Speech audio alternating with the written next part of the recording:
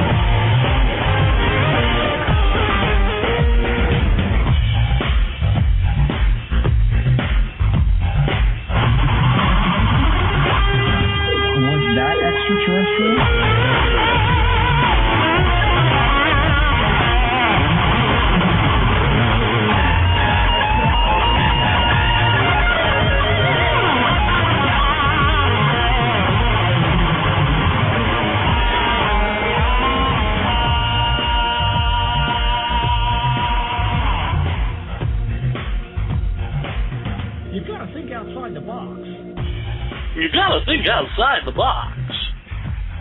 Jeff Ritzmann. Jeremy Vaeni. Welcome to your show and my show, and the Lee's show. The Lee will be in and out of the show. He's a busy, busy man. Me and you, not so busy. How are you? I'm lurking. So we made some change announcements or interweaving of new ideas, I guess, into the show announcements in the last episode of Paratopia that I think went rather well, or are going well so far in the message boards. People seem to be into the idea of having more experiencers on the show and less researchers, although clearly we will still be having researchers on the show, and also changing it to a more conversational tone than interview tone. So we'll see how that goes. Well, we got some lined up. I mean, we're pretty much booked up for a while, correct? I mean, you sent me an email today with a good schedule on it, and I think we're in good shape. But we got some coming up soon. I mean, yeah. I mean, there are some we haven't worked out the times for, but people have expressed interest in coming on and doing this. So yeah, I think we have at least the next 5 weeks of shows booked, which for us is a record. That is a record. We usually do this thing week to week, so. Right, usually Wednesday night. Of course. What's that? I said usually Wednesday night. Yeah, that's right. Yeah, usually Wednesday night. We book our guests and Wednesday or Thursday we record. Right. But next week is Anne Strieber, which I'm really looking forward to. Yeah. And then for Halloween we have the Ouija board special. Finally, all of my friends from high school. It'll be a little class reunion for yours truly. That'll be fun. That will be fun. Yeah. So what do we want to talk about here? I have some things, but I feel like holding off until the conversation takes an appropriate turn into depths or something along those lines. Do you know what show you're listening to? It's the live show. We are the live show, right? That's right, the live show. Yeah, that's true. Should we also say that we're probably going to start leaving the Paratopia Live archives, at least for a few weeks, up on the Blog Talk site? Is that something we're definitely going to do? Yeah, I think we are going to do that, just in effort to see what kind of listener base that we build and all of that. I mean, removing it, putting it in for our subscribers is a great thing, but we've noticed that kind of more often than not, Blog Talk, after you delete the file off of their system and put it onto ours, it magically shows back up on Blog Talks again. And we noticed that those episodes are getting absolutely pounded on Blog Talk. And then when we remove it, our stats drop through the floor, which, of course, is to be expected. So maybe we should leave them on and just see what happens and see how many people end up listening to it. Yeah, let's face it. We want to beat Open Minds Radio just to say, look, people, you can go up against Open Minds Radio.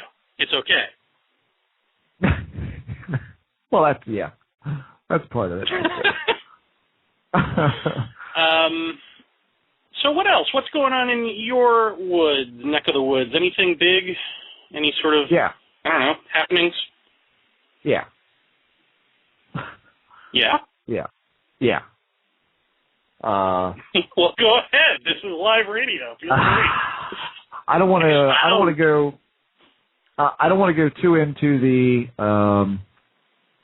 I don't want to go too into the specifics here because,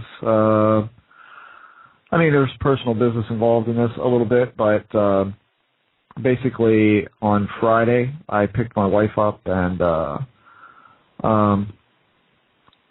she had told me that my son was at work and he had come home and called her, or she had talked to him, and he said that basically his finances became a bit skewed, which, is not an embarrassing thing. It's something that I think every kid out of high school who gets his first checking account goes through. And I'm not sure about the audience that's listening right now, but I know that something that I've kind of noted about today's teenagers is that they go to work a lot later than we used to as kids, being in my mid-40s. I was working when I was 16, 17 years old, and my son is 18. And I guess, we wanted him to concentrate on school, but at any rate, he has tuition payments due very soon. And so, we help him out with that, but basically he is earning his way through school along with our help. And financing is getting skewed, because you spend the money by accident or you don't realize what you're doing. That kind of puts us up against the wall. And so I was livid. And so you have to have that big discussion with your kid about what it means to be responsible with money and all of that. Of course, he's never made the kind of money that he's making now, and it's a novelty to have all that money and go, well, I can buy everything that I ever wanted, it's my money. And I get that, but so we sat him down, and this is in the living room, and Jeremy was just here, so he can vouch for me here that the couch is now rearranged a little bit differently, and the famous fart chair is over in the, I would say, the front right corner of the house, and the couch is to the left, and the TV's against the wall. And I'm trying to explain this to him about responsibility with money and keeping track and being involved in your finances and that sort of thing. And like most kids do, he said something that just flipped me out, and I started to yell. I got really agitated. I was like, you don't get it. Let me explain this to you again, one of those things. And so I'm yelling, and my anger factor is pretty high. And it's kind of ridiculous to be, kind of lecturing your kid and getting really angry, and then all of a sudden stop and go, did you see that?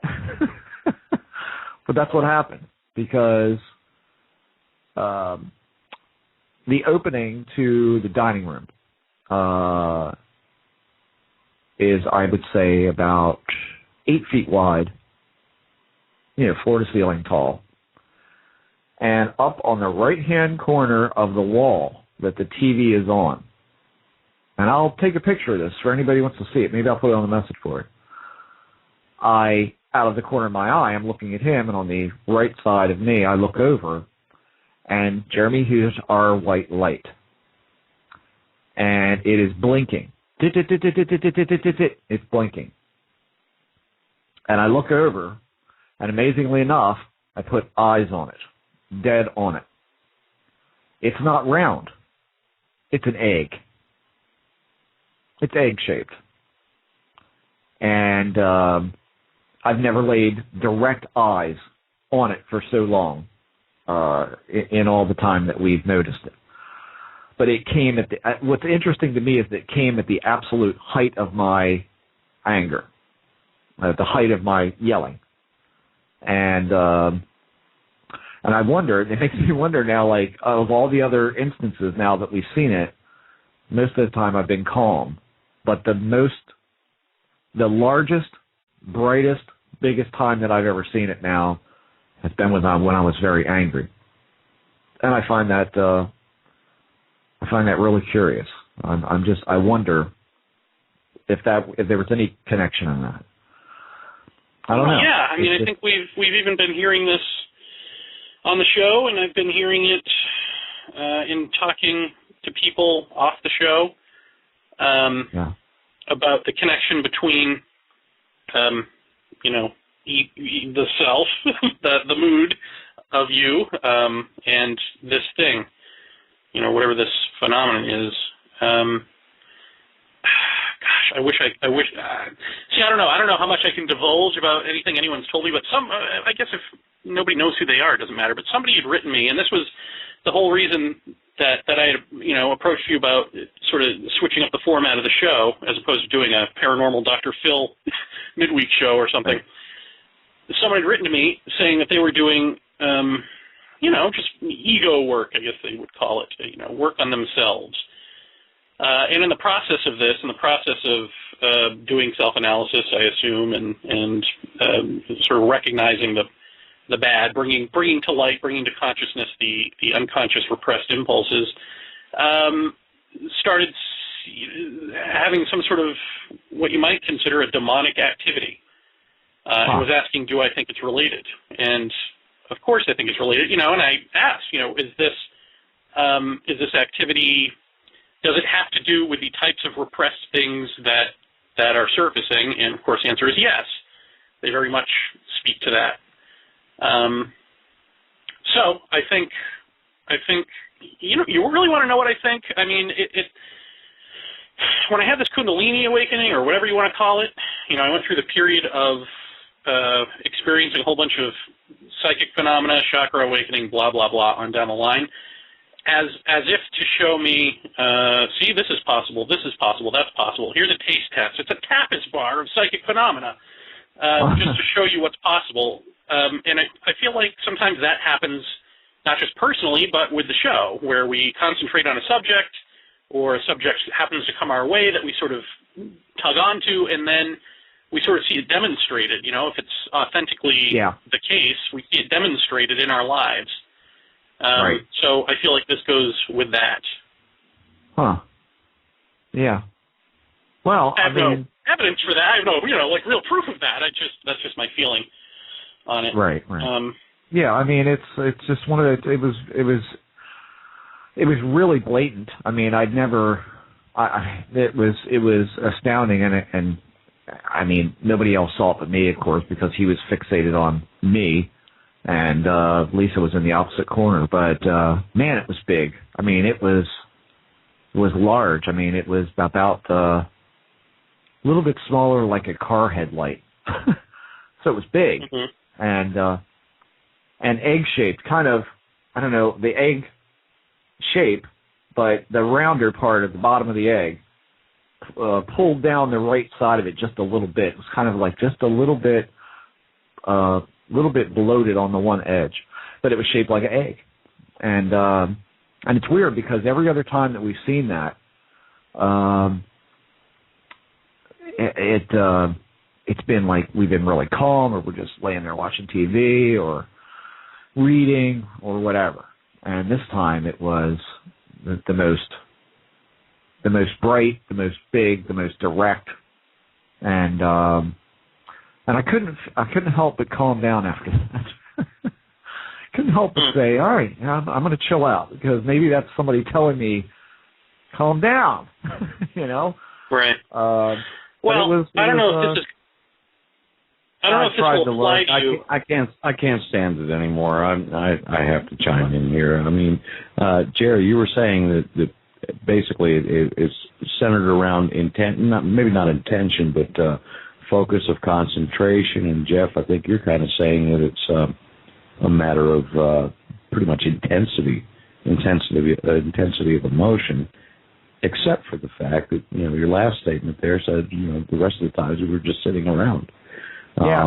Maybe that's related back to Jer's point, where even though you may not be like immediately interested or immediately focused on the subject, it's something that I think you've pretty much identified that the more attention you pay to it, the more it seems to happen, much right. like just regular synchronistic events. But I mean, shoot, I've even seen it up at your place too. When that's true. There was no extreme emotions going on, but it was centered around intent. Maybe just Lee, I'm curious. Let me ask you this. I mean, you saw that thing. Jeremy's seen it. I'll ask you both. Do you think that if you put a camera in there and surveilled that room, do you think you'd get it on any kind of video, visual data at all? Don't know, because I never laid direct eyes on it either, but I saw the flicker of it, that one time. I think it was about two or three trips back up to your place. I only saw it as a brief flicker out of the corner of my eye, but it was unmistakable. It's like as soon as I laid eyes on it, it was, it would cease to be there. Right. But and you know what it put me in mind of? It put me in mind of the flying plates that you told me about long ago. Yeah. But it wasn't coming up out of the floor. It was right up there at the ceiling. Flying plates. That was like, God, Lee, how do you remember that? I barely remember that. Oh, it's stuck with me forever. It's made an indelible mark in my memory. Well, explain it, because I can't even hardly remember. The only thing. No, you were saying, and I think your son saw it too. That was up the condo. You were at the condo, right? Correct. Yeah. That. Okay. You just saw pretty much what appeared to be was like a white dinner plate, something like that. That kind of just it like passed from the floor, like from underneath the floor, through the floor, up through the ceiling. Yeah. Well, you remember me telling you about the black. I mean, the thing that made the biggest impression on me there was the black fuzzy shoebox-shaped thing that went between me and Mom on my 40th birthday, and the dog snapped at that. That made the biggest. That's the most fixated in my head when I think of stuff that we saw. But I do remember something about seeing something that looked like, well, I told you at the time, like a small flying saucer, I think. That's how I described it. Right. Like, it literally, if you remember from the old Sullivan like show, like the Chinese jugglers that would spin the plates on with thin sticks. It's similar. I think that's the way you described it back then. Yeah. It's similar. It's similar to that. I mean, but this light thing. I mean, the odd thing about it to me is that it's up near the ceiling, yet there's no reflected light whatsoever. There's no cast light whatsoever. Right. The only way you see it is out of peripheral, or like I just did this week, dead on face. I mean, this thing didn't appear. This thing appeared to me, if it was looking at me, I'll put it this way, if it was a person's head and you were looking at me, it would have been a 3/4 view of my face. It wouldn't have been off to my way right side or way left side. It was a lot more pronounced. But it just, no, he didn't. Nobody did. Because I stopped right then. I was like, oh, please, did you guys not see that? And Lisa said, what? I said, the frickin' light. It was right there. It was huge. I mean, and Cody's like, no, I didn't. He goes, I was looking at you. I didn't even see it. And he, looking at me in the position I was, he probably wouldn't have. But it was right there. I mean, and clearly about 3 to 4 inches down from the ceiling. I mean, that's where it was. And that's about the height that I saw it. Yeah. Yeah. And I don't know. I've never seen it in that spot before. I've seen it in the far corner. I've seen it on the ceiling right above where the couch is now, which was where the leather chair was. The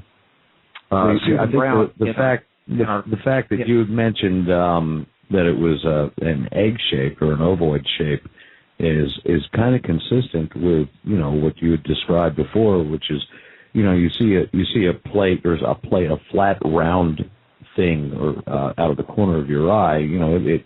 It appears kind of as a bit of an ellipsoid. So an ovoid is not that far away from it. And that's right. That's a shape I saw. Did your son feel like you won the argument? I'm sorry. I just like that. No, because it continued for about another hour after that, Kung Fu Jesus, because I laid it into him. But Susan Brown asked if there was any cameras on my 40th birthday to get a pic of that fuzzy shoebox. And no, we were actually getting ready to go to dinner. And my mom was sitting in the leather chair or in a chair over on that side of the room, and I was on the couch. And we used to have a sunroom that was towards the front of the house, and it literally came from that sunroom, and it did like an S curve between us, and then went down the hallway. And it pretty much, when it got to the hallway, where you would enter the hallway, it just kind of faded away at that point. But between me and Mom, it was really, really solid, but it looked like it had a Gaston blur run on it. It was very, very fuzzy, very out of focus looking. But the dog saw it. She snapped at it. And my mom said, I saw something, but I didn't get to see exactly what it was, but, And we had a guest at the house that I think was one of the first people to ever come over and spend the night there, and he swore that he saw a black cat in the house. But I said, nope, there's no cats here. So I don't know. This thing up near the ceiling, I got no clue what that could be. But I'm telling you, it looked, for all intent and purposes, like a strobe. Probably about, I would say, 6 to 7, maybe 8 flashes that just real quick succession. And, I mean, immediately, like, you can't not see it. And then when I looked over, it kept going, and I'm like, I mean, because I've never been able to see it, and then it just stopped. And that's when I just do my hands up. I'm like, you've got to be kidding. You getting that brazen now? I mean, I don't know. I thought about, should I fly into a rant tonight or something when I get home from band practice? Should I fly into a rage and just see what happens? But there it is. Maybe I should stub my toe on the couch and just start screaming. Why is this couch here? Why is it in the middle of the floor? What's up with that? Yeah, well, the man in black will come and be like, Jeff, are you okay? Are you okay? Yeah. Jeff, what's up? And this time he'll be standing on the fireplace. And no, Alice, I can't yell at your son for you, but I gave him enough for both of our sons. Well, let me throw this at you, and I don't know if it'll apply to what you're talking about necessarily, but maybe in some peripheral way. Said person who had emailed me about, okay, I'm doing ego work, right, and I'm looking at myself, and I'm trying to, essentially purge himself of his personal demons, and then lo and behold, this demon forms. Do you think it could be said that if you treat your character traits, if you treat the things that comprise you as this separate thing that you need to get rid of, that's still a form of repression, and then that repression is actually a splintering off? It's sort of a schizophrenia of sorts, where you divorce yourself from this problem that you're trying to get rid of. You say, well, that isn't who I am. That's this aspect of me that I don't want anymore. You see what I'm saying? I feel like there's this slight nuance to how we approach our own psychology when we try to get rid of our baggage, where if we recognize that the baggage is actually us and not some bag that we are carrying around, that maybe that wouldn't happen. Maybe there wouldn't be some sort of, psychic schizophrenia there. What say you, especially the Lee? Does that make sense to you? Yeah. actually, I'm sorry.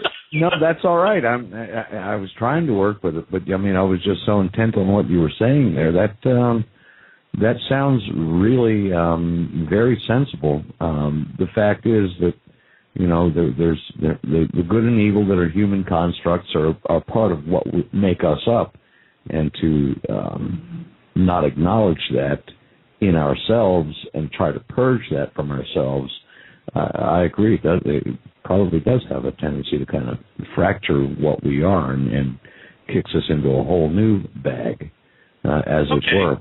I'm not saying that we should embrace the evil that's within us, just accept it, and for what, you know, as we accept the good that's in us as well. Well, I think just acknowledge that it's you, and in that acknowledgement, you know, the problem maybe clears itself up. But here was the sort of deeper thing that I was thinking about over the weekend, which sort of applies to this. You know, thinking about George Hansen and the way he says, well, the trickster, you know, you can't answer it with a psychologically. It can't just boil down to that. So with that in mind, I'm going to say this, and it doesn't boil down to psychology alone, which is that to talk about how this phenomena destroys people and destroys families and all that, it seems to me a little short-sighted, because if you look at movie stars or rock stars or politicians, they all seem to, more times than not, get destroyed by what they're doing. And it seems to me that you could probably make the case, looking at all of that, that really what destroys you is having the spotlight put on you and being called an authority. In the case of politics or, you know, rock star or whatever, you know, you have people's hopes and fears projected on you and all that, but, you know, essentially you've got this spotlight on you, and you are expected to have answers. You are expected to be whole, and to be a whole person, to have whole answers for everybody. And if you're not that, and if you're not even comfortable in yourself, then you can go neurotic. You can go psychotic. So now you cut to the paranormal, which, even if you're not a famous person having, you know, paranormal experiences, it doesn't matter. You are essentially, now you've got this spotlight on you. You feel watched. You feel looked over, whatever that is. And in some sense, isn't it the same thing? Isn't it the same sort of pressure on you? It's like, if you aren't whole within yourself and you're having this experience that's sort of forcing you to, then what are your choices? You can either repress it and pretend like, okay, everything's all right, I know what's going on here, or you can acknowledge it and not know what the hell's going on, which people tend to do less, I think, than the former. And so, I don't know, all of this is to say that it seems like the psychological component to any of this is how we deal with it. I mean, that's just how we deal with that type of pressure, whether it is put on us by an outside agency, by humans, other humans, by ourselves, whatever. That's always how we deal with it. And so we always end up in the tunnel. We always end up in this hero's journey that we either go all the way through with, or die, or die trying, you know, or end up broke, destitute, and in pain somewhere along the way. Does that? I mean, that's not as well thought out as I would like it to be, but does that jive with you guys? That it just seems like we've got this set sort of psychological response to a certain type of pressure, and that this paranormal activity necessarily gets put into that realm of pressure, and that it takes a whole person to respond to it, or else they have to come out whole at the end. Something about it has to, you either have to be whole, or you die, or you end up, you know, neurotic, crazy. I think I kind of get that. I'm still really grappling with the expectations of others, and you know, no man is an island, of course, except for Orson Welles, but and Marlon Brando. But what am I trying to think? In other words, I think we're all pretty much flipping nuts, you know. They're in a certain degree. We have certain, baggage, each and every one of us, whether we're involved in anything paranormal or anything, just as a function of our living and our upbringing. And yeah, I can see the point where people that are involved in a certain politics or certain anything that has to do with notoriety, there are these set of expectations formed, which are outside and they're completely external to the individual. If we could be neurotic. They're unrealistic, right? Well, certain. I mean, we have unrealistic absolutely. expectations, even of a politician who you say, please lead us, please define reality for me, and then bring me through it. Please tell me how to get through my day. Tell me what you're going to do for me. All of that stuff. I mean, we have these unrealistic expectations, which we put on some sort of authority figure for whatever reason. And I think, we acknowledge that in society about stars. We go, oh, we should never have treated so-and-so that way. That's why, he turned to drugs and died or whatever, whatever it is. But with the paranormal, you just have it thrust upon you, and do you think that's unfair?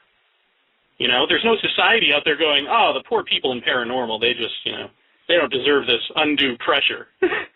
But, I don't know, do you think it's unfair, or do you think that that is kind of short-sighted? Well, you look at, in people who have had paranormal experience, I'll bet you a soda pop that there are a whole lot more experiences than the general folks out there are willing to share. So some people keep it to themselves, and they stay pretty much the hermit in the woods, as it were, when talking about this sort of thing. Is it used as a learning tool for them? Could be. Just as it's used for those of us who want to ask the questions and seek answers that we'll probably never find. The only thing we'll find is better questions. In either case, I don't know what kind of I don't know. It's a great point to ponder. I wonder if we look at people who survive fame and fortune and who survive politics with their morality and their sense of realness intact, if we wouldn't find that those are the same people who survive paranormal experiences intact. I just wonder. I have no answer. Yeah, I don't think you're going to see too many politicians that are going to come forth with fuzzy shoeboxes or flying eggs in their home. No, I don't mean literally. I mean, is it the same type of person? Is it that same personality trait or whatever, the same characteristics about somebody who is unfazed by their fame and can handle it and be realistic about it and say, I'm not that, but not begrudgingly, not like, hey, man, I'm not that. You know what I mean? Yeah. Is it the same type of person that in paranormal world, the equivalent would be somebody who says, I don't know. I don't know what's going on. Well, here's I'm the okay problem. with not knowing. Here's the thing. The people that, you bring up Hollywood as an example. The people who survive Hollywood are the people who don't live there. The people who have the ranch in Wyoming where they can go and get away from it are the ones that survive. There's the ones whose marriage has survived. There's the ones who, have the long-term careers, and they don't live there. That's they symbolic. establish a sense of routine. That's symbolic. Yeah, that's symbolic as well as literal too. That can be. There are people that I've always said that people in a public life, as soon as they start to really believe that they're that persona that they project that they are to the public, that's when they're really in trouble. That's when they have lost themselves. Yeah, well, the people who essentially establish routine in their lives, where they have something to take care of, they have a place to be. You think about a lot of these Hollywood stars and starlets, they got nowhere to be. If they're not working, they're in a bar, they're in another party. They're at home laying by the pool in their downtime, but that's probably only recovering from the next hangover. The people who survive that life are the people who don't live in it.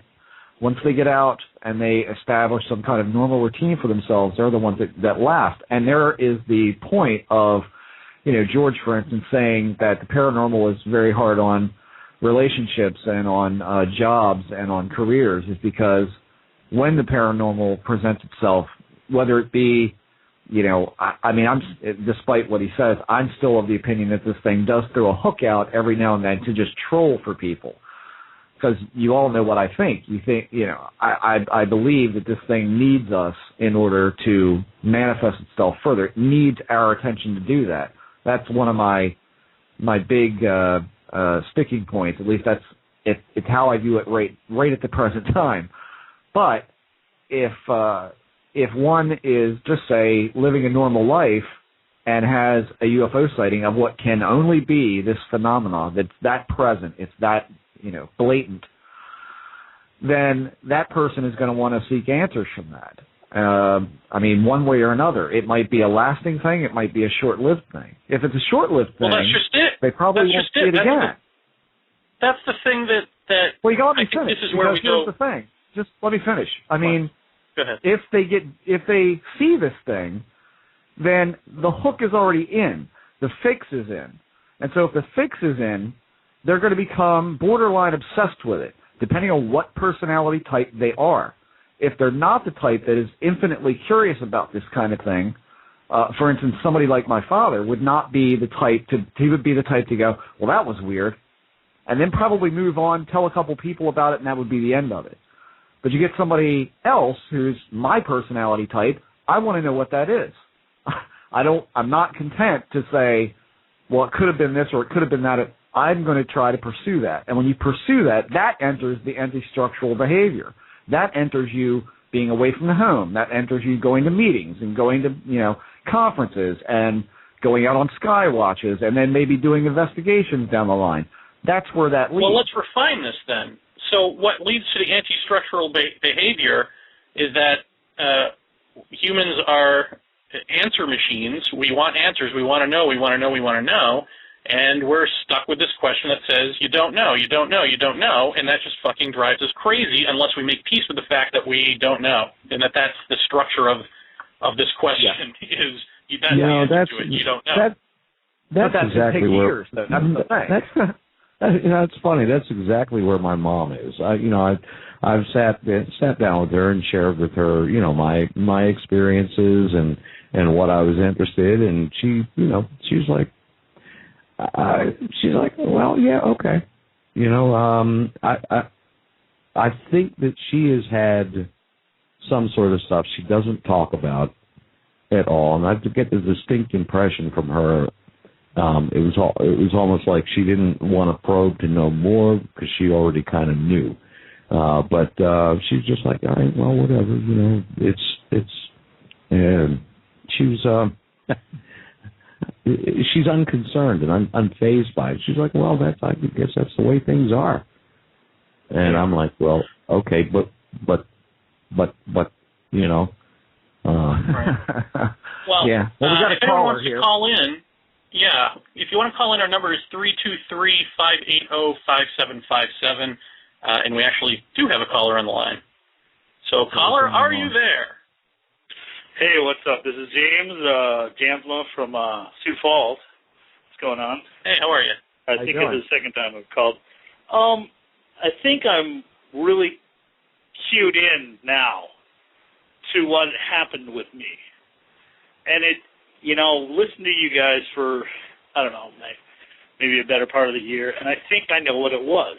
As far as we're talking about emotion. We're talking about big questions of reality. We're talking about stuff like that. And what happened to me was a question of cultural identity.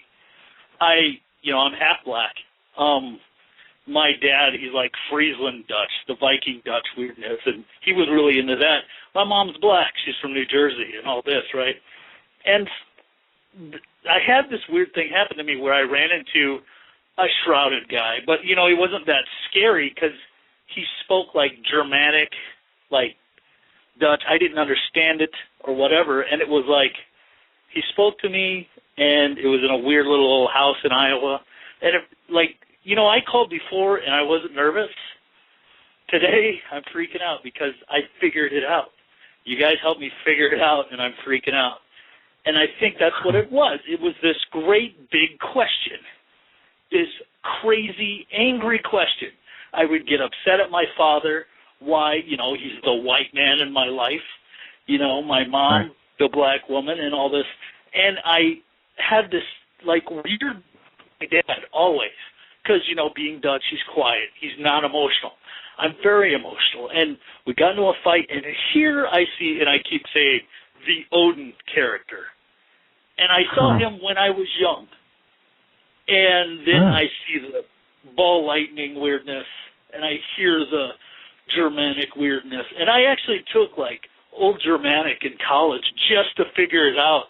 And it's all gibberish, of course, whatever. But that was just, I really believe it's just in me. I'm not going to sit here and, tell anybody, oh, you're not seeing stuff, because I'm pretty sure we are. But I'm thinking that's what it is. It's the big question in you that you project or whatever somebody taps into. But I don't know. You guys help me figure it out. And I know this sounds like, oh, God damn, George Norrie, you help me out, or some bullshit like that, or Dr. Phil. But, I was always James, freaked out by this. Yeah. James, let me ask you. You said that this occurrence or this appearance happened after an extreme emotion. You got worked up about something. Was it anger, or was it just an intensity of emotion? Any intensity of emotion? Intensity of emotion and anger and frustration and almost the tendency of fear. Because I was in the Navy and I saw things after combat when I served in the Gulf War. I saw something and it was weird. But it wasn't as weird as the actual the shrouded Odin guy. I only saw that once in my life. And then after that, the weird ball lightning weirdness and all that. But it's always this intense, crazy feeling. And when I figured out cultural identity, I don't care about race anymore. I'm like, race is race. It's just race, and it's nothing that really has anything to do with the individual. Well, technically, we're really all the same race. We're just different species. That's that's all it is. Bred funny. Everybody's bred funny. Anyway. So the real answer to this is that it helped you not so much to ignore the problem, but to identify the problem so you could address it and then go on. Oh yeah. I still see weird stuff, but it's it's look at that, that's weird. But Yeah. I think I'm kind of calmed down at this point about it. So I don't know. That's essentially what I like making the jokes, but this is freaking me out. The last that's essentially what the guy in the black outfit. That's essentially what he seemed to be more concerned with was. I guess, is, why you do this? And so I answer why I do that. And you get the shake of the head. That's not it. Now you're going to tell me exactly what it is. And so, you can't lie because he already knows. And so now you're going to tell him. And when you tell him, it's almost like the unspeakable thing that even you can't admit to yourself, but deep down that that's what it is. That was exactly what it was. I identified a lot of stuff that makes me angry, but I'm still hell-bent for leather angry. But, it's it is what it is. But I'm still kind of working on that. So I think it's more about identifying the problem so that you can at least know yourself better and understand yourself a little bit better than to bury it. That's definitely been a help to me at least. Yeah, I don't know. That's pretty much all I have to say, and I'm going to have to attack Project Core here pretty quick. Yeah. A lot of weird stuff, but I don't know. I feel like a pussy right now. You guys are really helping me. That's all I have to say. Don't feel like that. Thank you, Dr. Phil. Thank you. That's all. You were in the Navy, so you've got one up on this pussy here. So. Whatever. Yeah. I sat around in air-conditioned spaces. Come on. Well, I'm glad we could do something for you, and thanks for calling in and being honest with us. And even though you were nervous and feel like a pussy, it's much appreciated. Yeah, well, All I know is that, keep doing what you're doing. This is great stuff. You got Thank it. you. Thanks, man. Well, that's where the help train rolls on.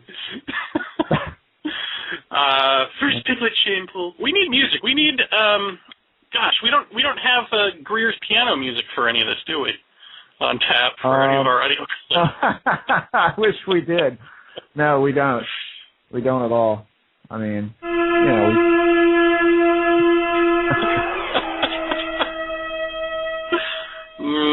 won't really do it. Now that doesn't sound right. Yeah. Well, there you go. I mean, so maybe we're onto something with all of that. I'm just going to sit back and process and be quiet. You guys go on without me. Yeah, well, no, Jeff, I mean, go ahead, take it. I'm processing. No, I mean, that seems to me to be the thing. I mean, it's at least in certain interactions. I mean, Lee and I kind of came to this thing about fear, and both of us had huge amounts of fear with this, and I still do. I guess for you, Lee, it's subsided somewhat over the years, but I mean, to me, I think my curiosity has trumped my fear. Has overcome that, yeah. I mean, the thing for me is that I don't know. It comes down to what you used to say, or what we both kind of agreed on, was that you learn next to nothing about it and volumes about you.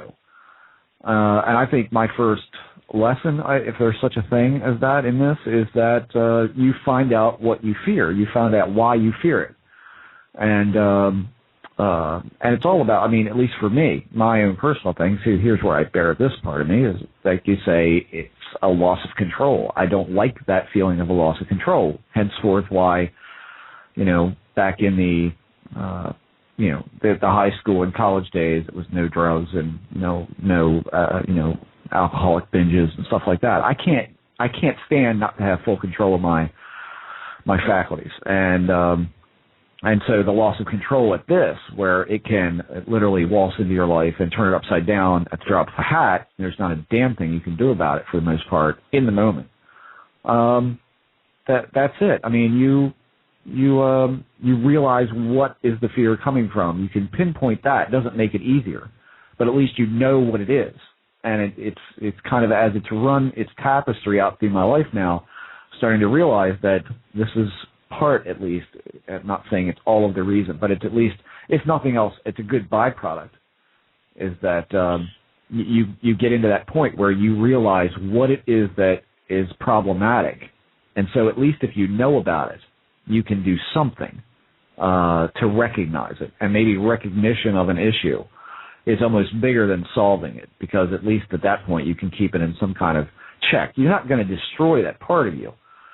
You're not. I want to jump in here with something about fear, because at first I want to say to Shane out there, I'm sorry, on this week's show I had said Sean called in. I couldn't remember your name, and I apologize. I'm a jerk. But anyway, it was Shane who called in, if anyone even knows what the hell I'm talking about. But I had an experience last night. I went to bed really late, and I was asleep for maybe a minute or two. And then all of a sudden, you ever get into that heightened state of awareness where you hear every little creak in the room, and for some reason it's fucking scary for no apparent reason? You ever have that? Okay, that's why I listen to the radio when I happened. go to bed. So that just happened. It was like I was asleep for a few minutes, and then I heard just some little tick sound, like the house settling or something. It wasn't even that dramatic. It was just a tiny noise, and that immediately brought me into fear state. And in fear state, behind my eyes went into what we've talked about before, that sort of depth. All of a sudden there's 3D space behind your eyelids instead of just sort of normal, dull colors or whatever. And, in that 3D space, I don't know, I saw what looked like, I won't, stars. I mean, I'm not saying stars like in the sky, but it was just like dots of light suddenly in the middle of nothing. And I keep waiting for something to form, but it doesn't happen. And, my point in telling you this is just simply that I feel like that fear is the thing that brings you into the altered state. I feel like there is something about the nature of fear itself that does that, in that when I was at your house, Jeff, and I had that quote-unquote dream where I talked to the guy who may have been Shroud Man, for all I know, Right. Where he said, I can be strength. And he explained to me that just that fear is this necessary barrier between you and this thing, that you have to sort of just, push through it, and you'll be fine, but that it's there. It's a necessary sort of evil. And maybe that necessary evil is that it brings you into complete attention. Maybe because we're animals who used to hunt, maybe getting back to cortisol, it brings you back into that precise, dramatic, high-def focus. And in this sense, the paranormal sense, focus on nothing in particular, because you're not hunting anything, Right. There's nothing in the room. It's just all of a sudden, all of your, sort of all over the place emotions and thoughts and all of the dreams and all that, all of a sudden, they're all galvanized into this one moment. And in that one moment, suddenly something must change in your brain or in your perception where now you're in an altered state. Yeah. Now you're Well, seeing 3D, and although nothing dramatic happened in that 3D state, it just dawned on me that that's, the mechanism, like what the hell really went on there. And it's all started by... Can I interject that part of that can be exhaustion? Because I admit last night that I went to bed unbelievably late. I mean, even for me, to the point where, the pins of sunlight were beginning to kind of echo around the house when I went to bed, and the exhaustion, it was still dark outside, but you're starting to get that little bit of brightness to the sky, just barely visible. And for the third time now in my life, I could see with my eyes closed. I was in the bedroom, and I laid down in bed, pitch black in the bedroom, because we have the blinds drawn and everything. And I shut my eyes, and everything was aglow in blue. And I leave the hall light on upstairs because I can't stand absolute blackness. But, I could look over towards that light, and it was even brighter than it should have been. And my eyes were completely shut. I mean, there's no good reason for that other than my physical state was absolute exhaustion. I can't help but think that has to be some part of it as well. I mean, not to negate your point. I mean, I think it's the combination maybe of fear and exhaustion. I think exhaustion can definitely bring on an altered state as well. I mean, I don't think it negates the point, because what you just described, being able to see with your eyes closed, is something that happens to me quite a bit, or at least it used to, in the old apartment when I would go into this meditation state. So, I mean, I really think in both instances what you're doing is shutting up, narrowing thought, Yeah. I think when the veil of your own mind gets thinner, the other stuff can happen, or, has room to maneuver, or whatever, Right. whatever that Right. however that shakes out. But James is asking, in 3D space, do you feel like in another part of the mind, like another folder in your mind? I don't know. I felt like I was humming. I know that. I felt like my body felt like it was humming.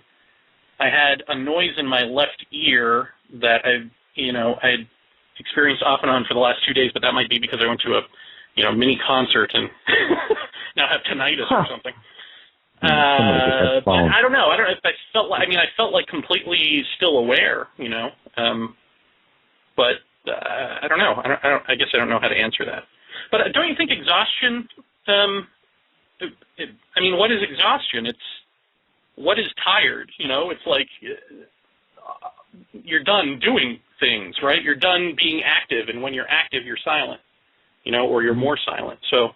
When you go to extended periods of sleep deprivation, your body will force you to sleep even if you're still awake, and you'll start to dream while you're awake. That's a real broad brush, description of it. I've been in that state. But is that different than exhaustion, though? Well, is Is that the type of I exhaustion think you're talking about, Jeff? Sleep deprivation, or are you talking about well, just yeah. worn out? There's a point when you're really, really tired that, and everybody knows it. I'm sure everybody listening at one point or another, you've worked a really long day at work, or you've stayed up 2 days straight camping or something. Maybe you didn't sleep well, and you get this point where you don't feel like anything's real. You feel like you're just existing. And that's pretty much the only thing you can really feel. You feel incredibly numb to the things around you, almost as if you're not really there. And that is the kind of exhaustion that I'm talking about. You get to that point where you're just kind of a zombie, literally a zombie. And I don't know, there's a certain stillness to the outside of you. Inside, you're going, wow, this is weird. But outside of you, I think you're absolutely right. I think everything is shutting down, is calming down, is trying to be still. Right. But inside, I think you've got something going. I mean, Alice, I want to answer Alice here because she says, what were you seeing in the dark? Was it your normal room, or were there strange things added to it? I was seeing the normal room, but everything was kind of, there wasn't detail. There was only form. And the forms was the wrought iron fireplace in the corner, the door frame, my chest of drawers, the end of the bed. Everything seemed to have kind of like an Obi-Wan, dead Obi-Wan glow to it. But if I fixated my view at the end of the bed, which is where I was looking, I saw people running. I saw what looked like people running towards me from a distance. A lot of people, a lot of forms of shape that seemed to be human beings, but no detail. And that was only in the darker areas of, I guess, the vision. That was in the darker areas of that. You could see things moving, like people moving, running at me. Jeff, were you in that 3D space at that time? I mean, I don't know how really to define that to myself. I'm not quite exactly sure what that means as far as like 3D space of is there depth to the vision with my eyes shut? Yes. Mm-hmm. Because I mean, what was interesting was there was no light in the room. And I'm seeing the edge of the ceiling, the wall, all of these different pieces of furniture and the floor, and yet I look over at the doorway where I've got a little bit of glow coming in from like a nightlight type of thing, and it's bright and it's almost white, but it's slightly subdued and it's got a feathered blue edge on it, but it's bright. I mean, I can see nothing past the very dim light of the hallway. So it's almost like night vision in a way. Like you look at a pen light when you've got night vision goggles on, military grade, it'll blind you. That's kind of how it was. But no detail to anything. It was all just edged. Everything was edged. So I knew what everything was. And I easily could have got up and walked around the room with my eyes shut. I mean, and I looked at Lisa laying beside me, and she was brighter than the bed was, which I thought was kind of curious. And then I was just like, I'm freaking out. I got to go to bed.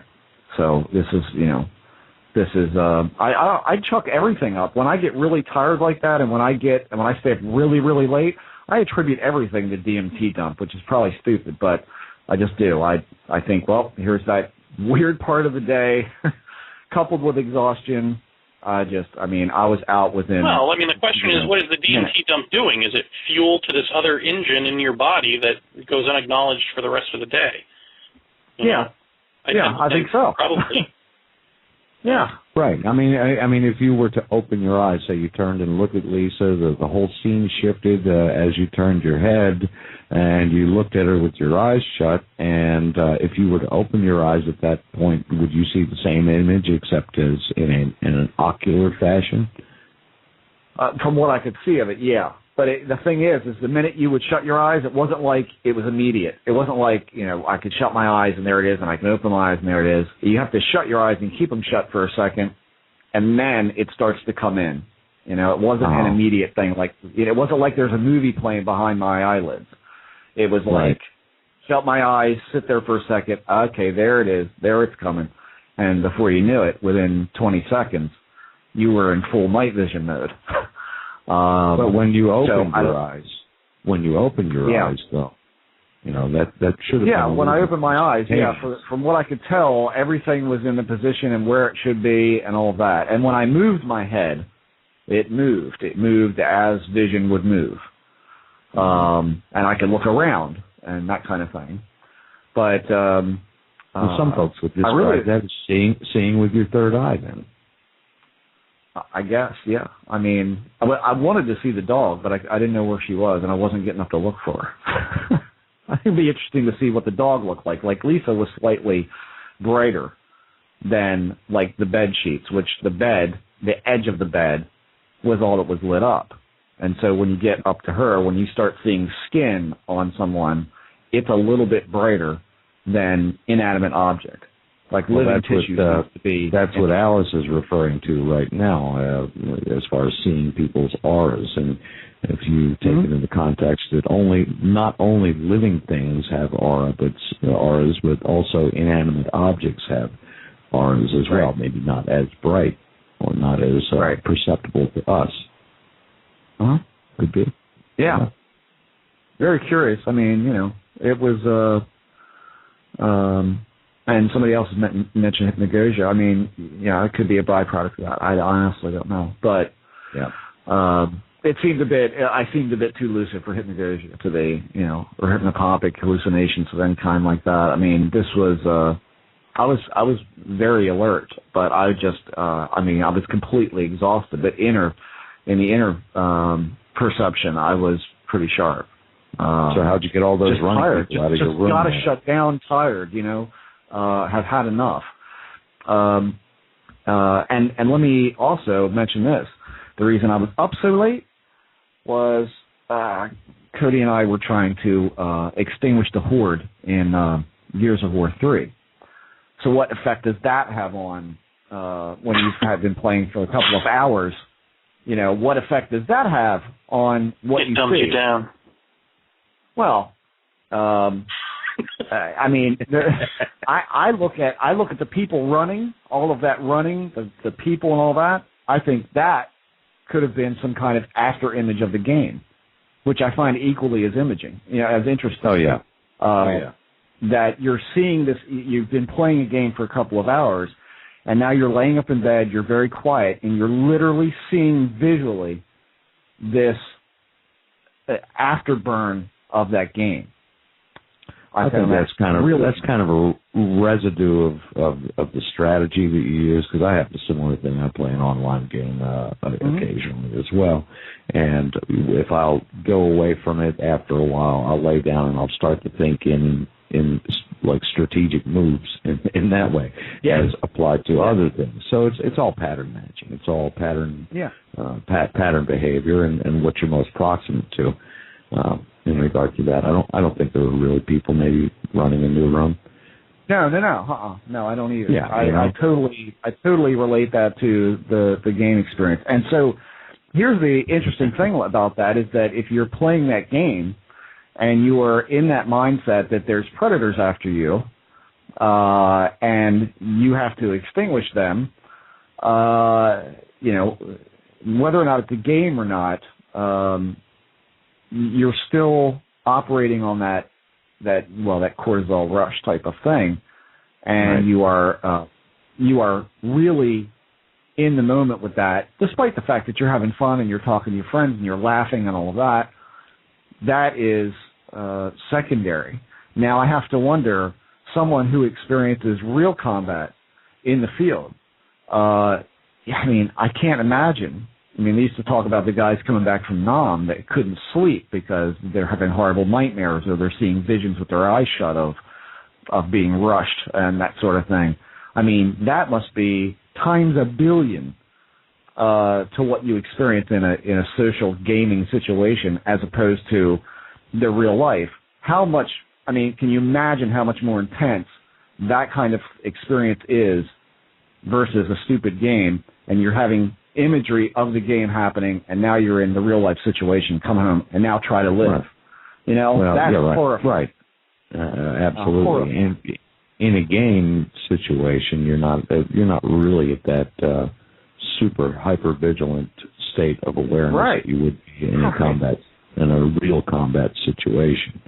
Mm-hmm. Lee. Yes. Let me ask you, whatever your latest experience is, which was another sort of download, right? Yeah. Was that scary to you, and would it have been scary to you years ago? I think it would have been. It was, I think it probably would have been years ago, and no, it wasn't scary in the least. I was trying to make sense of it, and I was trying to just stay awake and aware to stay there through the whole show, if you will. Yeah, well, so when you had your Dark Night of the Soul there out in the woods in Pine Bush, do you think that legitimately, going through that, legitimately wiped away your fear? Or do you think that you could still be scared of this somehow? It did in a sense, and we're getting back to the fear question, the fear aspect. And Jeff put his finger right on it, and a few folks on the chat board have also mentioned it's really about control. And when you come to that point where you kind of surrender to the fact that you're not in control of all of the external, you can control certain external things in your life, but largely you're not. And the only thing you control is you really have absolute control, and not even absolute, but the only thing you really have control over is how you deal with them and how you process them. That was pretty much the biggest takeaway from that, and that's what ended the bone-chilling fear with me. Fear itself is potentially beneficial because that's what will trigger in us that heightened state of alertness, heightened state of awareness, the fight or flight, response routines in us. But in my case, no, I think, and I always refer to this as that event up in that evening was really life changing for me in the sense that the fear went away. I relinquished control. And because, nobody knows what's going to happen. You could say, I'm going to go get a sandwich and an asteroid could hit us. You never know. Highly well, unlikely. Prior to that event, what was your experience with, were you seeing little gray guys? What were you actually seeing before that event? Before that event? You mean immediately before that event? Or, no, I mean in your life. Well, my life up until then. There's been a lot of periods of high strangeness, periods of missing time, all sorts of things. There has been, I have had memories of certain body parts that were attached to something that was not a human body. Excuse me. That. And I have, the actual recollections that I have of quote unquote beings or others is very sketchy, and they're just basically snapshots in my mind. There's no continuity to it. There is continuity to many of the sightings that I've had, though. But you remember being hooked up to something? What, machines or something? No. I remember being. The one flash of a face that stuck with me was the face that was really face-to-face. It was the stare. It was the fall into you stare, the 1 inch away from your face stare. So now, do you think that when you were afraid in those instances that, I guess I'm trying to get a feel for whether you think that if you're not afraid, that this thing can't deal with you in the same way as people who are afraid, and that the experience itself changes, or do you think that just the fear goes away, but the experiences and the beings remain the same? I think it probably does remain the same. It's just how we deal with it.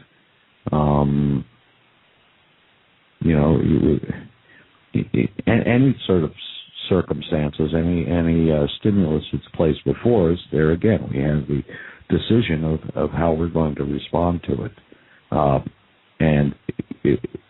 Not that it's an old hat thing that I'm used to it by now, or anything of the sort, but I find my curiosity more piqued than anything else these days, where now I'm at the point where I'm not afraid to look out the window at nighttime, which I could never do for years. So then, what do you make of Jeff, sort of saying, well, this thing was scary in my life, I'll come back and sort of deal with it as long as it stays at arm's length. And then as he would say, avatar that it presents is sort of a human visage and a cloak or whatever, but certainly not a little gray person. He hasn't seen little gray people since prior to making that deal within himself. Right. I mean, do you think that is coincidental? Do you think that he could still see little gray people? Do you think it still could be scary for him? As long as he only wants to keep it at arm's length. I mean, do you think that there is that sort of reciprocal nature to this relationship or not? Just that one statement of keeping it at arm's length, that's an imposition of control over the circumstances. It's a condition that the whole deal is precedent upon. That's really kind of a separate issue from the real question of how the nature of the whole experience has changed over time. Now, granted, I haven't seen any little gray fellas or bony fingers or any such thing for quite a few years now, and or don't have a recollection of it. And my experiences since then have had the same overall tenor of strangeness about them while it was going on, but it's manifested in a radically different way. And as it is with Jeff has it more personified than I do. Mine is just more of a sit in the movie theater and watch the show kind of thing. So in a sense, I'm already displaced from it. Jeff is more interactive with his events. So that was a very lengthy non-answer to your question. I realize that. Well, welcome to Paratopia. Let me ask either of you. So I have a friend who's going to come on the show, right? He didn't want to come on. He was scared. I sort of talked him into it. He had a huge UFO event happen in his life, and talking to him this weekend, he hasn't given me the gory details exactly, but he said he had, since talking to me about that experience, he had a quote-unquote dream, which he didn't really feel comfortable was a dream, so much as a flashback of an abduction scenario with his grandfather in one room and him in another, and the whole kit and caboodle that he wants to tell me about later in the week. And so for somebody like that who hasn't dealt with it all these years, he hasn't thought about it in years, he just brought it up to me, and he's embarrassed to talk about it and all that, and in talking about it is now potentially having flashbacks to other things that have happened. Do you think he should? Sure. Do you think he should go down this road, or do you think I should say, you know what, don't bother coming on the show. It's just going to lead to misery for you. Like, what do you do with that? I mean, how is he processing the information? Is he still beset by fear about it?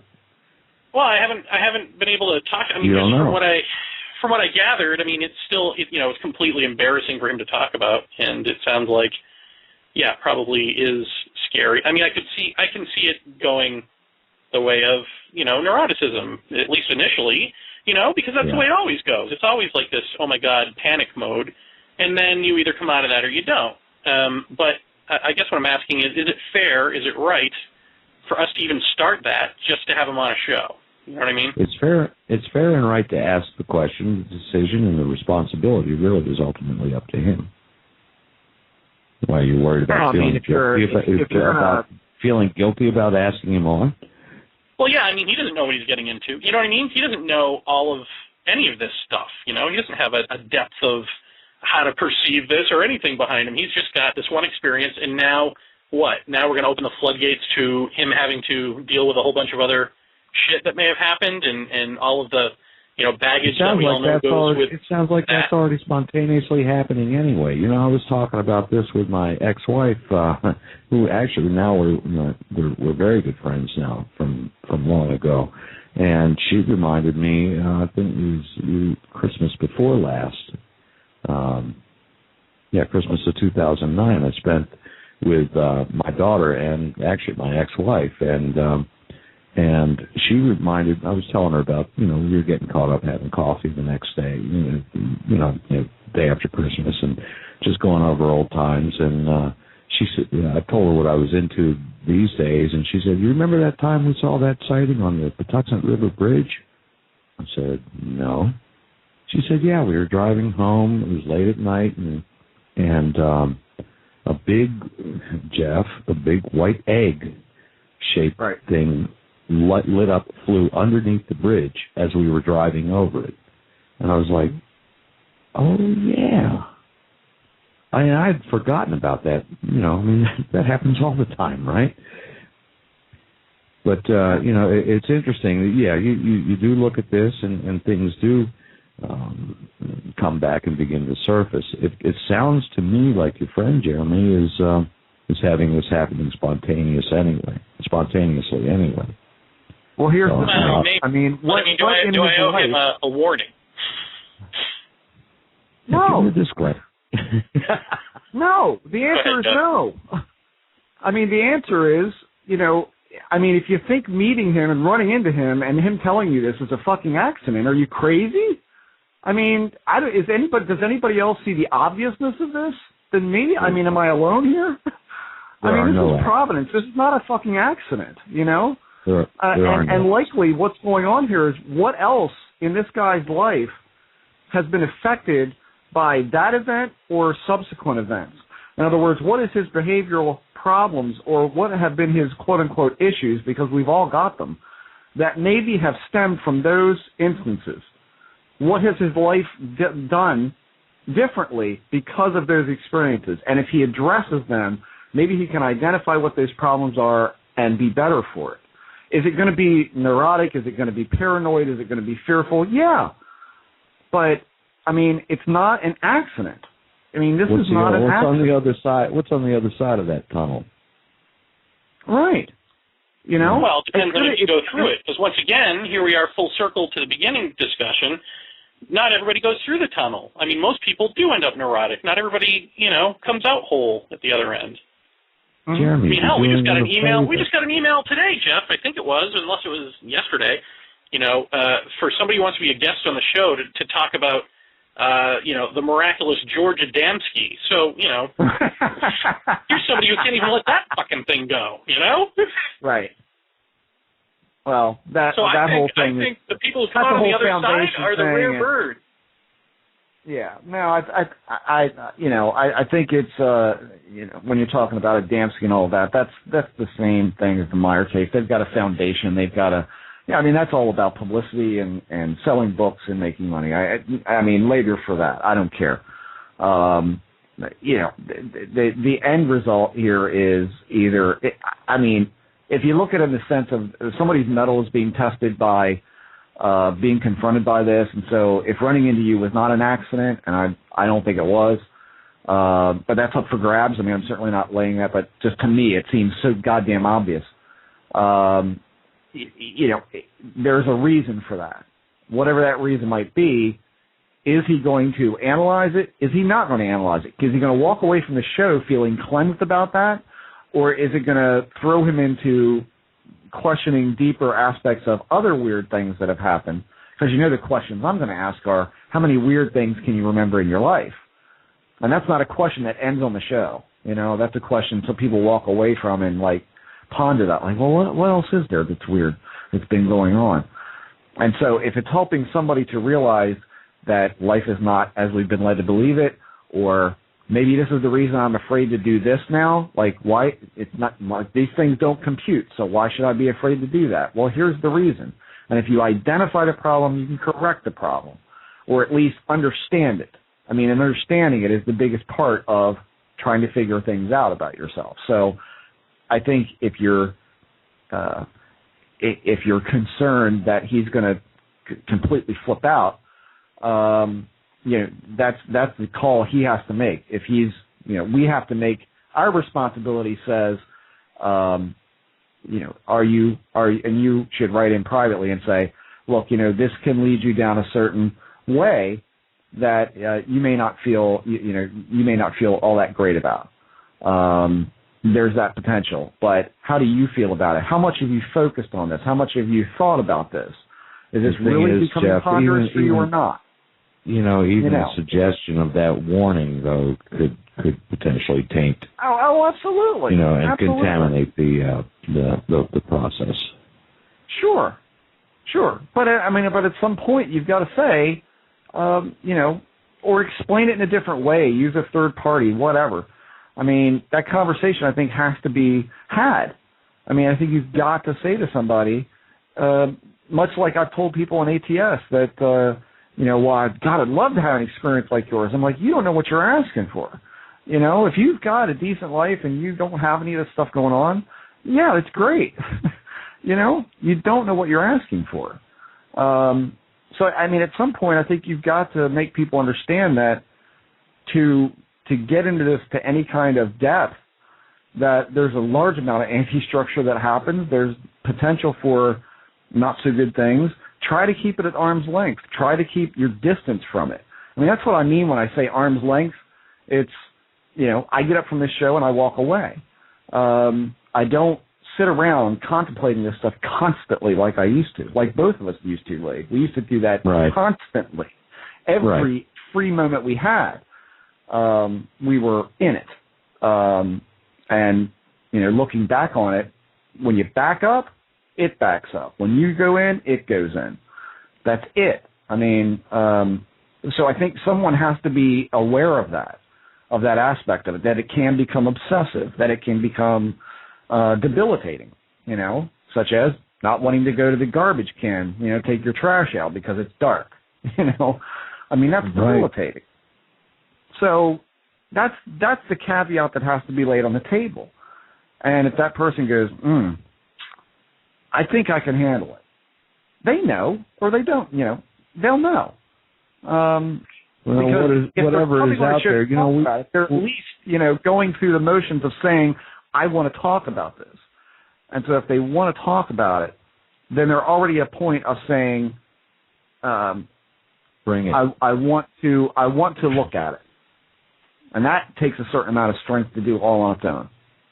Yeah, and what we have to do also is to kind of lose our preconceived notions that we've already been enculturated with through the media and and through the books. I started with the back in the '60s reading about the the Adamski books and the all the Flying Saucers Are Here books and watching all that, and then we got these preconceived notions that this is little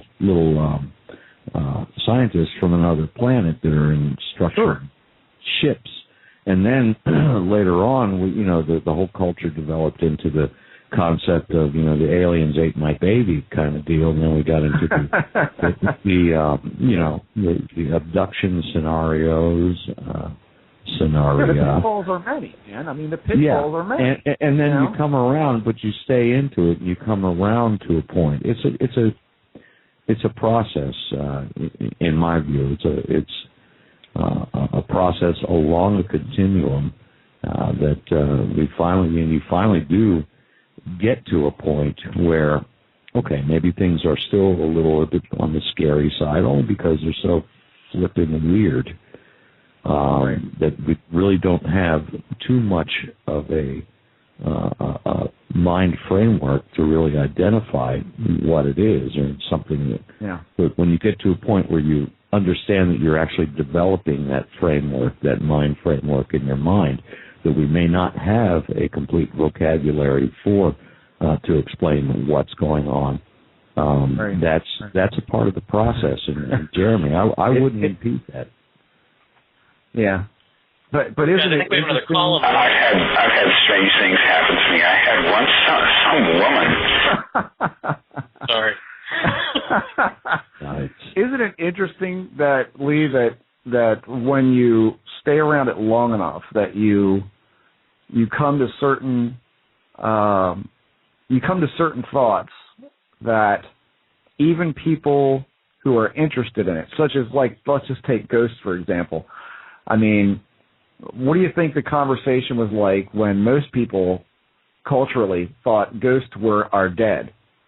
And then the first person says, I think this is just, a replay. And somebody says, what do you mean? I think it's just literally people have left an indelible mark on the landscape. And so at certain points when certain things are right, be it humidity, temperature, attitude, consciousness, that's when people see these things. I mean, you get to a point with this where even people who are interested in it, you get so deep into it that they have a hard time understanding what the hell you're talking about. I find that really interesting. Because when you start talking about into a group about, somebody finds out you're into flying saucers or you're into UFOs, and you go, well, they're not what you think they are. Well, explain it to me. And then you explain to them about anti-structural behavior, and you explain to them about the nature of perception and that sort of thing. They're like, well, what the hell does that have to do with anything? Right. Then you hear crickets, and then they say, I'm going to go watch the History Channel now. Right, exactly. That's entertainment. That's it. You're not entertaining me, Jeff. Right, exactly. It makes you have to think here, Right. So that's amazing. But yeah, Jeremy, I think it bears saying at least something like to that effect, however you would verbalize that. I mean, because likely after talking about it with us, he may decide, well, I want to examine some other things that have been a little weird, and how is he going to react to that? I mean, you know what kind of person he is to a bigger degree than we do. So I guess, in that sense, it's your call into how you would explain that kind of dynamic to him. Right. Yeah, he'll do it. I mean, I get a feeling like once he says, yeah, I'll do it, he'll do it either way. You know what I mean? Like, and I won't know really for a while what really is happening inside. What really is happening internally with him, because I think he'll put an okay face on it, at least for a while. I think that's the kind of person he is. Yeah. I mean, there's always that. It would be fun to see what happens. This little experiment. Yeah. I mean, there's always that notion. Like I told Lee, like years ago when we were standing up at on top of the hill, I said, sometimes I wonder if this whole thing happened to me up at this place, so that I would tell people and bring them there. Like, what am I, like the herder? Like I'm herding people up to have these bizarre experiences on top of this hill somewhere and see these weird things. Probably, it could be looked at it that way. I mean, what was our reason for going up to the Southern Catskills? Right. Yeah. Same principle. Absolutely. Yeah. I mean, it's just why so many have trekked to the Gulf Breeze in Mecca. Right. That's probably the most popular little park in the whole country, at least in Florida. Oh yeah. Oh yeah, shoreline. Yeah, absolutely. But I mean, I remember, and I have no real solid memory of this, but Lee will know exactly what I'm talking about. When I had picked him up really late one night, and we went out to this particular spot and saw nothing at all. I mean, unusually enough, we saw nothing. And what did we sit there, half an hour, 40 minutes maybe? Something like that. That night, I think. And then we were driving home on the Beltway, and I looked over at him, and he says, "What?" And I said, "You know, the front end of the truck like hitting the ground really hard."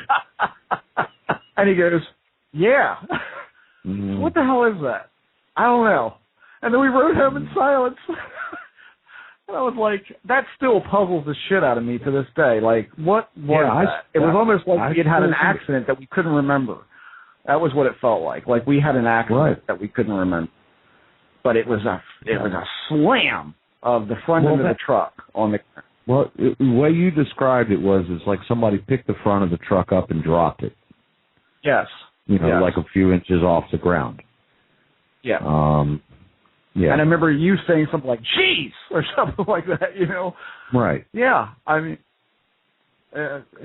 Well, I mean, that's the same kind of thing as, just being reminded 2 years ago of something that happened in 1970, about seeing a giant egg flying underneath the bridge as we were driving over it. Yeah. Exactly. Yeah. But and that's the thing, and that's a part of the control issue, though, because we have these things. Anybody who's maybe had a night of a little bit too much of the grape and might have had maybe a bit of a blackout and not remember, and just had something, have some type of induced amnesia by one means or another. Really, they realized that they were not in control, or they may have been in control, but they didn't know if they were or not. Through what they couldn't remember. And when you have that gap, that uncertainty, that's where the fear becomes a more palpable aspect. Yeah. I had for my missing time episodes, they were absolutely completely, totally seamless as far as my recollection of it. How could I be, 8:30 at night in one place and then go see something in the sky for 15 minutes and then go to the police department to report it, and it's 10:30 at night. Right. Or a quarter after 10 at night. Nothing like in that. there. Absolutely seamless. Yeah. Yeah. Yeah, that makes you wonder. That makes you fearful. Hey, Lee. Yes, sir? Can I bring you back to something that you had said earlier? Okay. You said things were hooked up to body parts. Was that an operation that you're describing? No.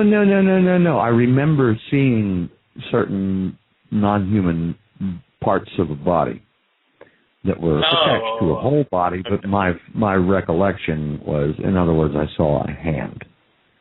I remember seeing a hand, and it had a very distinctive appearance to it. And I really have not really described it to anyone because I use that as a reference for validity of a report. And also, if you have a being, or what you believe to be, or what you've been inculcated to believe, a being who is literally 1 inch away from your face, staring you eye to eye, you don't really get a great glimpse of the rest of the torso, the appendages, before you completely fall into them and them into you. Yeah. Let the Vulcan mind melt. Yeah. Jeff, we have another caller. Caller, are you there? Caller. Hello. Hello, caller. You're on with Jeff, Jared, Lee. How are you? And you're thrilled by that. Hello. Hello. Yes. Go ahead. Oh, geez. This is Shane. Hello. Hey, Shane. We've gotten by the hello. That's weird. That's weird. I didn't hit one. I was just listening in. Okay. Oh, you got rooted here by accident? I'm sorry. No, that's okay. I was going to talk anyway. Lee, you're scaring the shit out of me, dude. Oh, nothing to be scared of. Oh, man. All the talk about the egg and the flying saucers tonight, it made me dig through my computer, and about 2 years ago, I'm walking on the boardwalk with my mom, my son, and my wife, and I had this feeling I was being watched. This kind of like how, Jeff, when you described when you're in the field with that NARCAP researcher, and I actually took a picture of my son, my wife, and my mom walking on the boardwalk, and I snapped a picture of them, stepped 10 feet as they're walking, took another picture. I have 3 pictures in succession, and in one of them, over my wife's right shoulder, is an egg saucer type thing above the ocean, which is wow. And I sat on this for a long time because it has 3 people I care about a lot in the picture, and I just didn't want to face. Wait, you just we're losing your audio there, Shane. Oh, I'm still here. There you go. Now you're back. Okay. I accidentally covered the mic. No, but I sat on that picture because it has my wife, my son, and my mom in there, and I just didn't want their faces on the internet. But this the whole course of this show, you guys talking, I'm like, I had this urge that I needed to talk about it, but. How big is the object in the photograph? It's interesting because it's a cloudy day, and it was not there when I was taking the pictures. But it's probably I'd say it's small. And if you zoom in on the picture itself, it looks like someone took an eraser and kind of erased an egg shape out of the top. It's kind of weird. But it definitely coincides with the feeling I had at that moment. Yeah. So, well, that's that. Shane, let me ask you something. When you like when you talk about the feeling of proximity or being watched or what have you, I mean, for me at least, if it's watched, it's more a feeling of there's something close and I can't really define what it is, rather than being watched. I don't know if it's more accurate to say that or not, but have you ever experienced anything like just flashes of light that don't seem to come from anywhere in particular, but just seems to be everywhere? Have you ever had anything like that? Well, yeah. When I called in a couple weeks ago, and I had that blue light when I was laying in bed, kind of flashed through the. Well, I guess it was through the window, but yeah, I mean. I did have a blue light encompass me. And you ever had like anything like when you're out and about or like in the house or like it doesn't? It's not like there's a source for the light, but it's almost like someone took a flash cube picture. But there's no light source at all. Yeah, I've had it a few times, but I more discount it because it's out of the periphery. So it's not like I'm looking on it straight on. Okay. So. Curious. Oh yeah, that whole proximity thing is. Yeah. That proximity thing is odd. Yeah. Should we put you on hold? I mean, were you trying to listen on?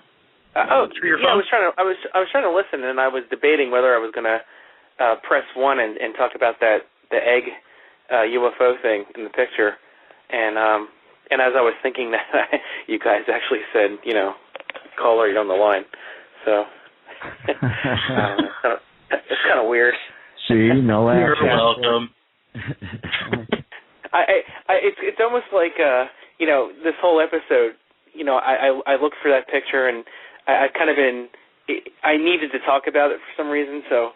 I called in and I was debating whether I should talk to you guys. So it's almost kind of like somebody or something wanted me to talk about it tonight. Nice. So, well, there you go.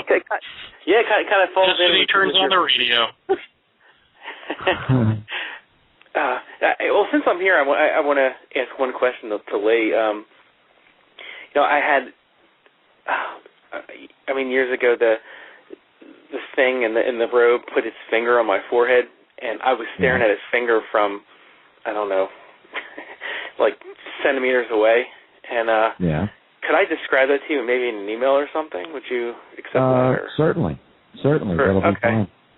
Yeah. Okay. I mean, as you're talking about this thing staring at you eyeball to eyeball, I mean, I don't know if anyone else is getting the chills, but I'm just sitting here like, oh, that is horrific. Well, I mean, to this day,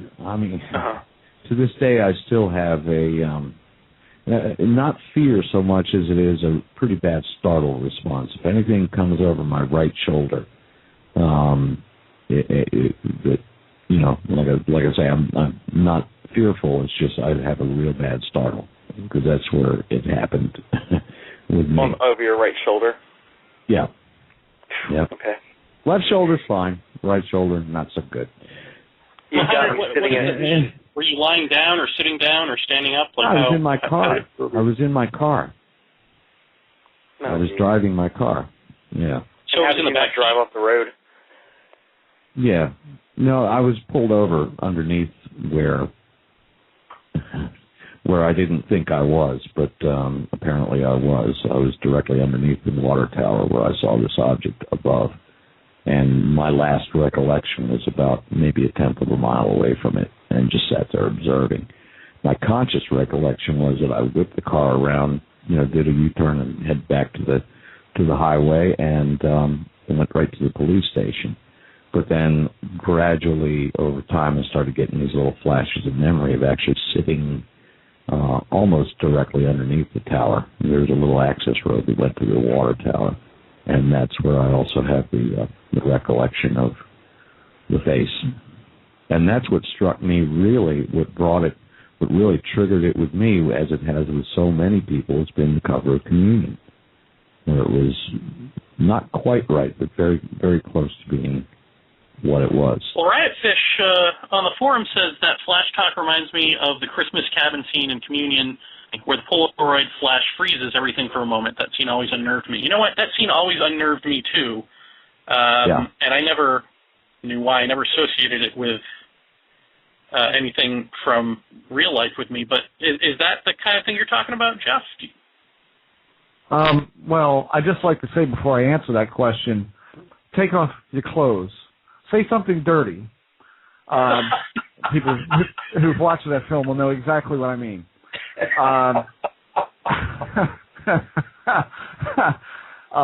No, actually. I've had strange things happen to me. I had one son. What was that? Nothing freezes, and it's actually not that long. It's literally a flashbulb picture. It's literally, snap. That's it. But everything is lit up with a bright light. At the mall, in the house, out in front of the condo, in the parking lot, up to and including when I got home from this rehearsal tonight. I got in about 7:30 or so, and I was unpacking my gear out of the car, and as I look out towards the street, there's a huge flash. And I looked up, and I could see stars. It was a clear sky. I could see stars all the way around. And then my son came out to grab my amp because the old man's too lazy to carry it into the house anymore. And he was looking up in the air, and he's like, "Are you telling me you're not seeing this cross up in the air?" And I look up, and there's what I think was a contrail that was lit by the moon. That was up there, but it was, the strobe was very clear when I looked back because I was looking at the back end of the car when it happened. And that I haven't seen in a really long time. So it was, they're instantaneous. It's just very, very, very quick. And so that's about all I know. It's been seen by other people. I think Lee saw it at the condo a couple of times. Our friends, one couple that we used to hang out with, we saw it so much one night that when we got back from dinner to go up to have coffee in the living room, they didn't want to stay. They said, "We're going because this is ridiculous," because it happened right at the front entrance. the condo, and that's it. I mean, we all saw it, so it was like, we got to go because this is ridiculous. Well, sorry, I don't know what to tell you, but we've never figured out. I mean, they don't coincide with anything. They don't. I've been over and over and over that. Like, what was the activity? What was the discussion? What was completely, for at least my opinion, it was completely random. You weren't yelling at him, were you? No. No. I mean, I don't know what to make of it. I don't know what it is, but I know that there have been times, the only consistency with them is that times I've had just before or just after that proximity feeling. I have this feeling like there's something there, and yet I don't see anything. I don't see a UFO. I don't see a light. There's nothing there. I used to have that a lot, and that's one of the debilitating things, because that's not a pleasant feeling, and doesn't make you want to go outside after dark very much. But well, look at it. We've had these weird things occur to us, and we've had flashes of very lucid flashes of almost, snapshots of things that we recall seeing in intervals that we didn't think were there. It's a natural tendency to be fearful about it. Control issues notwithstanding, the bottom line is we're here now. We're safe. Nothing happened to us. What are we afraid of? We're afraid of losing our lives. Right. It hasn't happened with all these strange occurrences that, Jeff, you've had occurring throughout your entire life. Me and countless others, and Jared too. We're still here. Unless they're draining our souls. Anyway, Shane, thanks for calling in. Well, thank you. Don't be scared. No, you know what? I'm looking over my shoulder. Yeah. Every 30 seconds. Okay. Thank you very much. Well, man, sorry, dude. See, they'll do that. Tell you come over something, your Shane. left shoulder. I've got a gift for you that I'm going to send you. When I cast my communion phase, you're getting the first copy. Oh, great. Thanks. Do you have my email address, Shane? Lee? No, I don't. Yeah. I can get you through. No, I don't actually. Do you mind posting it? Well, it's my username there on the chat room at gmail.com. Okay, will do. Yeah, man. All right, thank you, gentlemen. Good night. Thank you. You got it, sir. And Jared, I forgive you for calling me by the wrong name. So. Oh, thank you. Thank you very kind. No problem. Say hi to your brother for me. All right. Huh. Well, gentlemen, another fine show. Oh, wait, there's still 12 minutes left. Yeah, now what?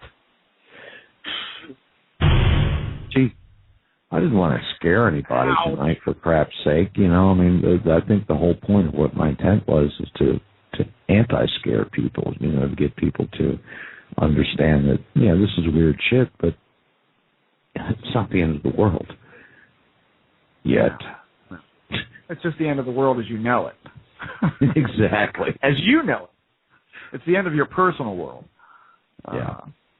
But then you get to meet all kinds of great people and cry together, and you get a cooler new world, a new and improved world, and you get to go to bed, and lay there with your eyes open, waiting for the next bump.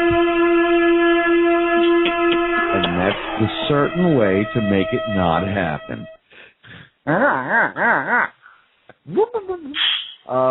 So I don't know.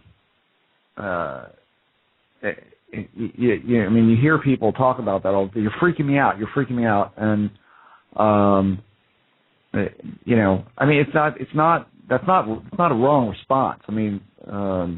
It's inherently fearful. At least to me, there are things about it. There's nothing wrong with being afraid of what is inherently fearful. I've had strange things happen to me. I had one son. Like that. Sorry. We've got to take that off, or I'm just going to keep doing it. Well, I'll remove that I this can't week. get enough. In fact, I'll move it to the bottom, and that way it makes it a little more difficult. But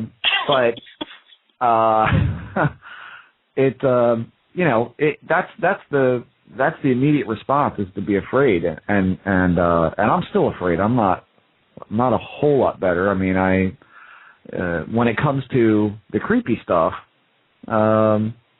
it's still creepy. I mean, it's still there's one thing about the visitors, the classic visitors, that I never really talked about, which to me made them even more creepy, and that's that they're dirty. That makes it even more creepy to me. I mean, they're dirty. There's no them physically or their surroundings? No, them physically. They're dirty. I mean, and that just makes it, to me, I don't know, it just adds another, weave into the tapestry of just how bizarre and how just that it seems like it's just trying to be fearful. It's looking for that response, and maybe that's part of it. Maybe, like you said. Well, Alice just asked the $10 million question. Do they smell? Yep. Yes. Yeah. Yes. They stink. They're dirty. I've seen them with dirt on them. I've seen them with like ashen dirt on them, particularly on their face and on their hands. Moldy wet cardboard. Yes, wet cardboard. Yes, that was my famous, description. Moldy wet cardboard. Yeah. Yes. And I don't know. I mean, just that they look like. I remember one in particular time where it looked like it had been intentionally smudged on their faces, and then that got me to thinking about ceremonial ash, that sort of thing. Is that what it is? Like, are they having it? Are they in the midst of a shamanic journey themselves, and they're coming here and seeing us, and we're the weirdos? They're here for our water and soap. Right. We just came for the water. And soap. And soap. Apparently not the soap. Yeah, they could do without that. They could use it, but I don't know. I mean, drop it, though. No one has. Yeah. So I don't know. That's just that's the memory that I have of them, is that they're dirty. They're a little on the oily side, and and Alice makes another good point, which is maybe they're made of dirt, conjured up out of our elements. Yeah, that's exactly what I said on the show weeks ago, was that, are they comprised of air and the particles in the air, like dirt and lint and all sorts of other, contaminants in the air? Is that what they are? When they're physical, that's the big. Well, then why would they need clothes or even the visage of clothes? I don't know. And again, the visage of clothes, is that something that we're injecting onto them?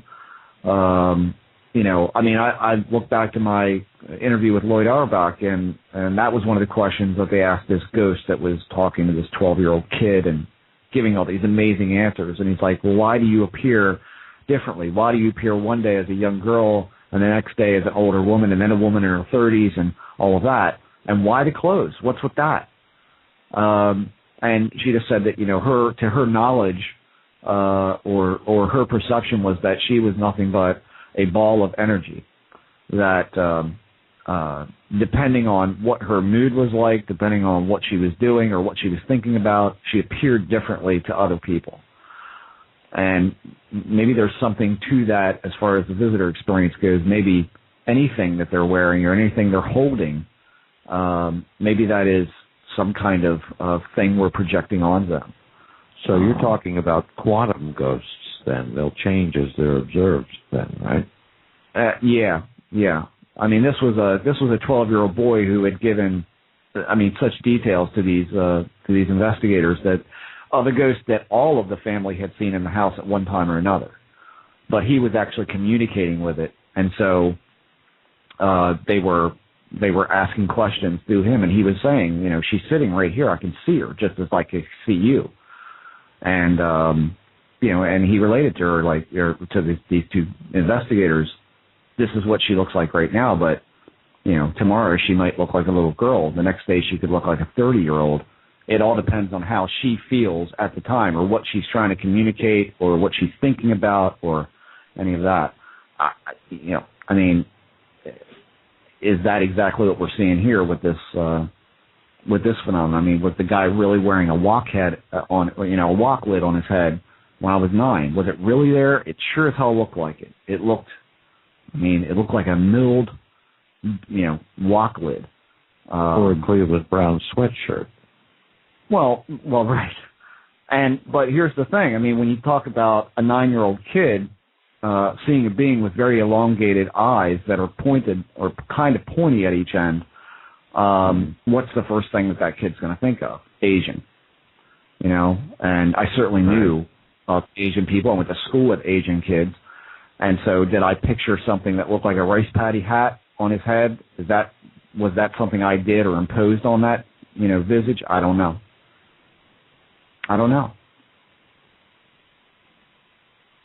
For the record, my bedroom here is swarming with energy. So make of that what you will. Have fun tonight. I'm glad. Yeah. This is fun. Good night. Well, anyway. All right, Jeff. We gotta wrap it up. Well, what else? What else we got? Anything, or should we say our good nights? Yeah, we got to say our good nights because we got no time left. So, thanks everybody. Yay! Yay! Good show, everybody. Good game, guys. All right. Thank you. I swore I wasn't going to chime in, and here I am. Thanks, Lee, for being here. The one show Lee says I'm not going to come on. I'm just going to hang out in the background. He's done the talking. Right. It's great. Well, all right, back to work now. So. And thanks, James and Shane, for calling in. Yeah. Yes. Thanks, Jeff. All right, guys. No one left to thank but you, Jeff. And you, Jer. And you, everyone Paratopia. listening in the chat room. Thank you guys for listening and hanging out with us and putting out the good stuff. And we'll talk to you. We will see you next week and on Friday. Out.